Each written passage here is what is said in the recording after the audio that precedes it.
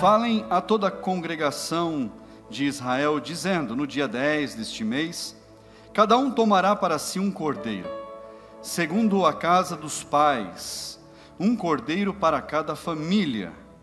Mas se a família for pequena para um cordeiro, então o chefe da família convidará o seu vizinho mais próximo, conforme o número de pessoas, conforme o que cada um puder comer.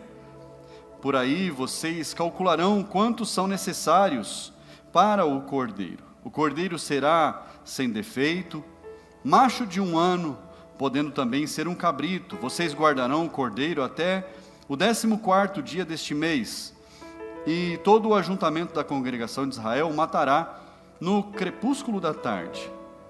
Pegarão um pouco do sangue e o passarão nas suas ombreiras e na viga superior da porta, nas casas em que o comerem. Naquela noite comerão a carne assada no fogo, com pães sem fermentos e ervas amargas. Não comam do animal nada cru, nem cozido em água, porém assado ao fogo. A cabeça, as pernas e as vísceras. Não deixem nada do cordeiro até pela manhã. O que, porém, ficar até pela manhã, queimem. É assim que vocês devem comê-lo, já prontos para viajar, com as sandálias nos pés e o cajado na mão. Comam depressa, é a Páscoa do Senhor. Porque naquela noite passarei pela terra do Egito e matarei na terra do Egito todos os primogênitos, tanto das pessoas como dos animais, e executarei juízo sobre todos os deuses do Egito. Eu sou o Senhor. O sangue será um sinal para indicar as casas em que vocês se encontram. Quando eu vir o sangue, passarei por vocês, e não haverá entre vocês praga destruidora, quando eu ferir a terra do Egito. Feche seus olhos, vamos falar com o Senhor. Fale com Deus, peça para Ele falar ao seu coração nessa noite. Senhor, essa é a sua palavra, Pai. Meu Deus, nesta noite de lançamento dessa campanha que é tão importante, Pai, para cada família. Meu Deus, fala, meu Pai, a cada coração, fala comigo, com a minha casa, com a minha família, fala com aqueles que nos assistem, meu Deus, neste momento. Meu Deus, que a sua palavra seja transformadora, Pai, e nos dê a direção em todas as coisas. Meu Deus, que seja o teu Espírito Santo falando através da minha voz, da minha boca, Pai, e não aquilo que eu quiser dizer aqui, Pai, mas aquilo que o teu Espírito Santo quiser falar a cada coração, Pai. Em nome de Jesus, meu Deus, nós te louvamos e te bendizemos. Diga amém, igreja. Assente-se no seu lugar. Aqui nós estamos lendo um texto que fala a respeito da 10ª praga que estava vindo sobre o Egito, antes de que o povo de Deus, os hebreus, pudessem ser libertos das mãos de Faraó. Haviam passado ali no Egito 9 pragas, e essa 10ª ela era terrível. Repita comigo: terrível. Essa última praga era para a morte dos primogênitos, para a morte do filho mais velho. Mas Deus, Ele lançou esse terror, porque Faraó havia endurecido o coração. Faraó havia se tornado duro contra o povo de Deus.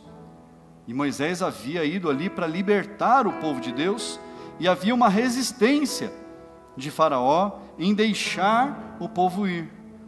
Aos poucos Faraó foi tentando negociar, mas Moisés, ele se tornou irredutível, porque havia uma ordem de Deus com relação a como deveria ser a libertação.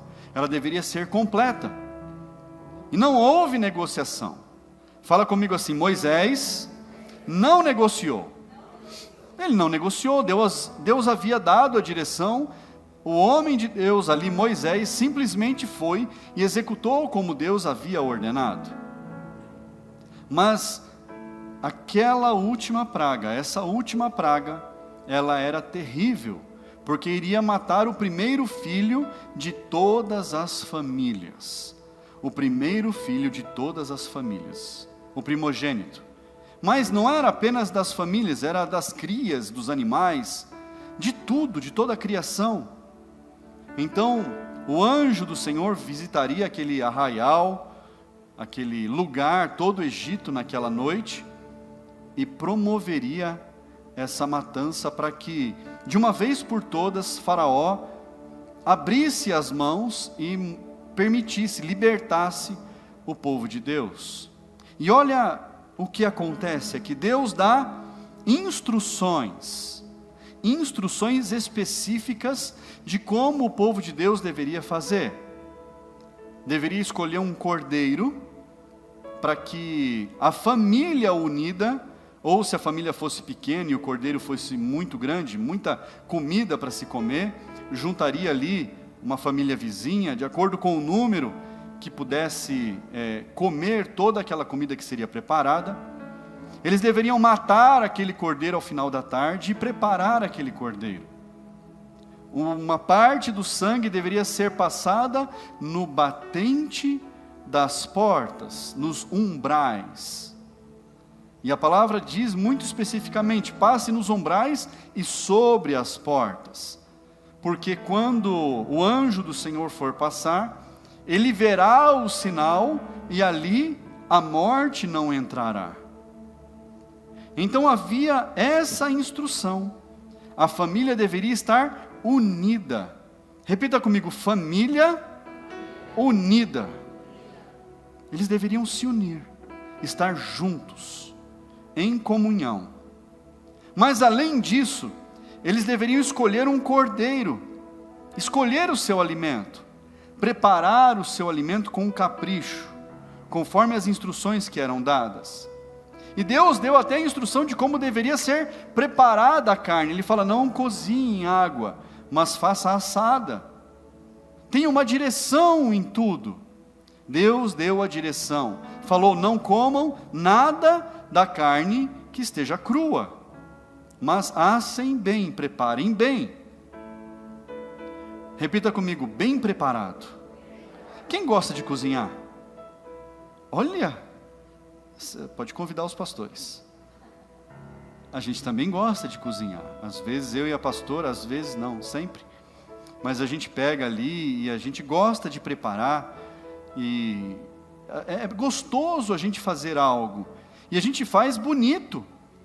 Às vezes estou eu e ela e a Maria Júlia apenas. E a gente faz, põe na mesa bem bonitinho, bem arrumado, bem preparado. Por quê? O melhor nós preparamos para nós. E a gente faz isso não é uma vez no mês, uma vez no ano. A gente faz isso de forma corriqueira. Usa a melhor louça, os melhores copos. Porque a gente só tem os melhores em casa. É o que tem. É para a gente comer, é para a gente usar. Eu não tenho louça separada em casa. Tipos de louça diferentes. É o que a gente usa. Quando alguém é convidado para ir na nossa casa, e a gente é muito reservado, mas a gente convida de vez em quando alguém, a gente serve aquilo que a gente come. A gente serve onde a gente come. Na louça que a gente costuma comer. Eu não vou pegar uma louça separada para servir a visita. Nós somos os mais importantes. A nossa casa, a nossa família é o mais importante. Então o melhor é preparado para nós. Nós colocamos as vasilhas na mesa. Não põe na panela? Às vezes põe. Quem que não põe comida na panela na mesa? Tem alguém que não faz isso? Às vezes a gente coloca.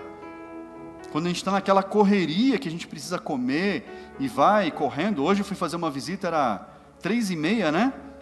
2:45 eu estava chegando em casa para almoçar. A gente almoçou, escovamos o dente rapidinho, fomos fazer a visita e corre daqui, corre de lá. Às vezes é corrido.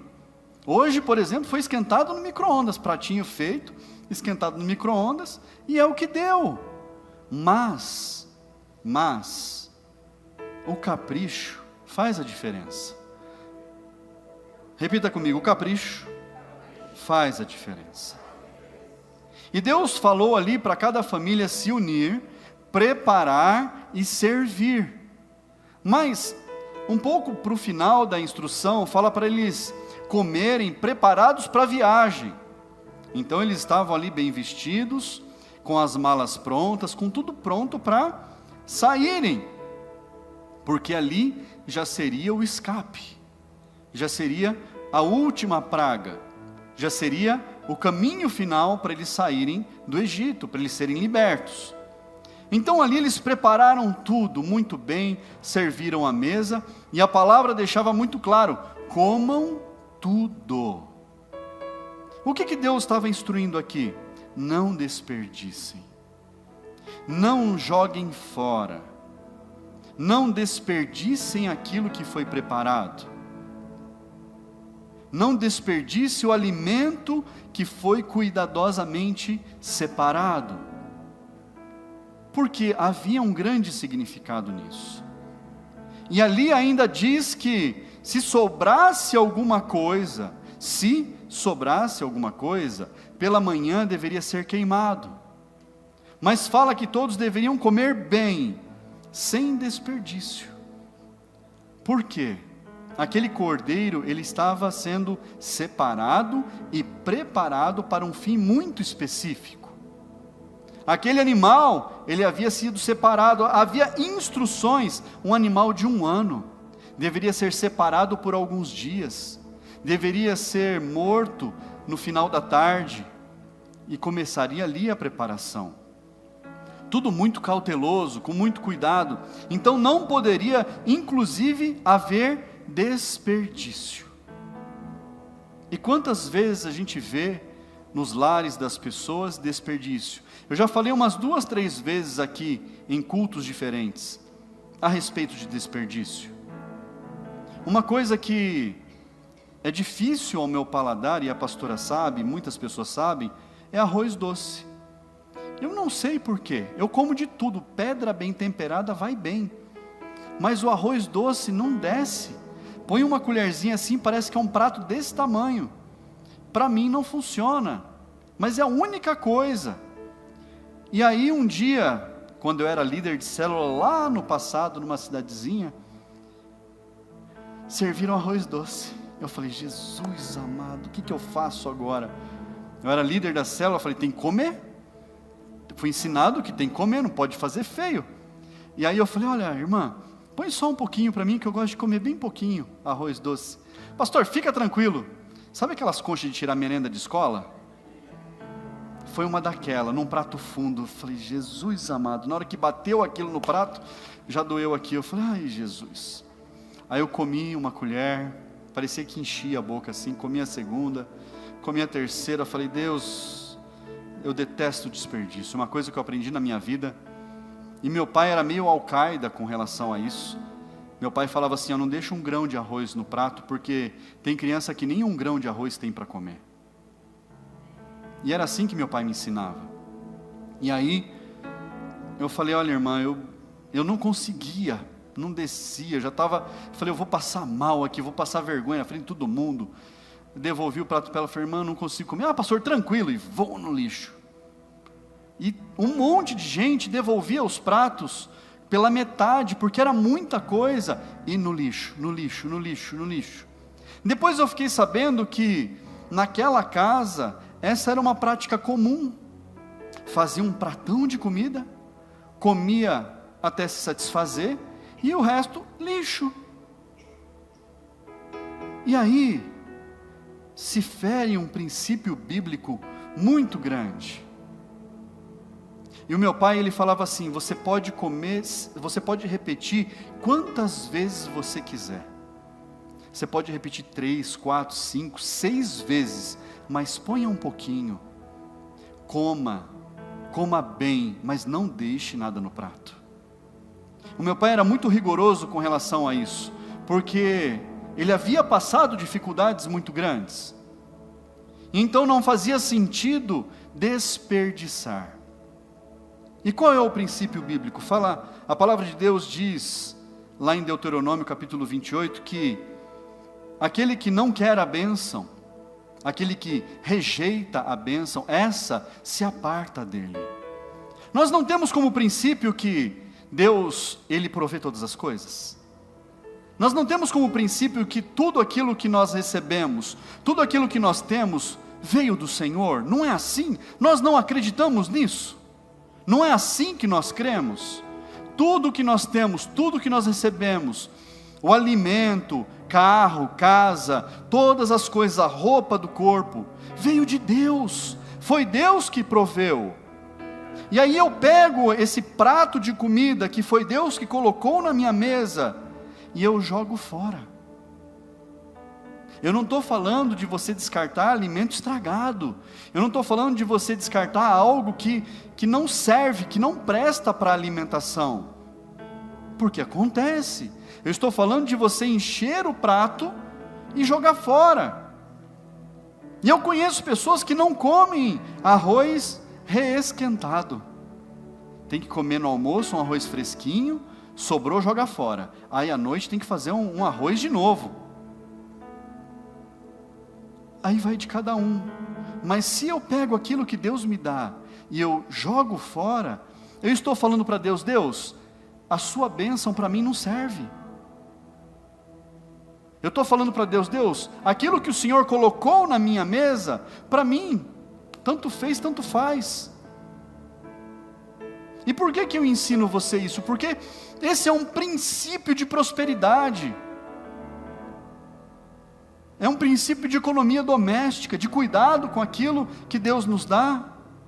É a mesma coisa eu ganhar um carro de presente e sair ralando o carro pela parede aí, batendo em poste, não tomando cuidado. Eu estou jogando fora aquilo que Deus me deu. Então eu preciso cuidar. Então Deus deu instruções específicas com relação a como eles deveriam comer, como eles deveriam se comportar, que eles deveriam calcular o número de pessoas com relação à quantidade de comida, para que nada fosse desperdiçado. Mas além disso, havia ali um momento de consagração. Eles deveriam estar em comunhão, em família, mas eles deveriam passar o sangue daquele cordeiro nos batentes, nos umbrais e acima da porta, para que aquela casa, aquela família fosse marcada com o sangue do cordeiro, para que aquela família tivesse ali a marca da proteção. Repita comigo: a marca da proteção. E que cordeiro nós conhecemos que derramou o seu sangue por amor a nós? Jesus é o cordeiro que simboliza aquele cordeiro, esse cordeiro aqui, esse primeiro sacrifício. Jesus simboliza este primeiro sacrifício, que deveria ser consumido por completo, que deveria ser lidado, recebido por completo. E às vezes nós queremos os benefícios, nós não queremos adorar. Às vezes nós queremos as bênçãos, mas nós não queremos as correções. Às vezes nós queremos tudo de bom que Jesus tem para dar, mas nós não queremos fazer a nossa parte. E aquele povo foi instruído em receber o livramento da morte, receber a proteção para a sua vida e para a sua família, mas eles deveriam fazer a parte deles, para receber tudo aquilo. E Jesus, Isaías 53, abra comigo a sua Bíblia, lá no versículo 7, Isaías 53, 7, diz assim: ele foi oprimido e humilhado, mas não abriu a boca. Como o cordeiro foi levado ao matadouro, e como ovelha muda diante dos seus tosquiadores, ele não abriu a boca. Ele foi sacrificado por amor a nós, ele se entregou por amor a nós, ele entregou o seu corpo por amor a nós, ele derramou todo o seu sangue por amor a nós. E quando Jesus, ele senta à mesa com os seus discípulos, e ele parte o pão, ele está mostrando a Páscoa, que foi criada lá atrás. Ele está mostrando: esse é o meu corpo, eu sou aquele cordeiro. Vocês conhecem a história. Ele está falando para os discípulos: vocês sabem como é comemorada a Páscoa. Aquele cordeiro sou eu. O meu corpo está sendo despedaçado por amor a vós. Comam dele todos. Não foi assim que Jesus disse? E o sangue, ele fala: esse é o sangue derramado, o sangue da nova aliança. E ele fala: tomem todos. O que foi feito do sangue do cordeiro? Foi feita uma grande marca. Uma grande marca. Assim como quando nós tomamos a Santa Ceia, uma marca do sangue fica em nós. A marca do sangue do cordeiro fica na nossa vida.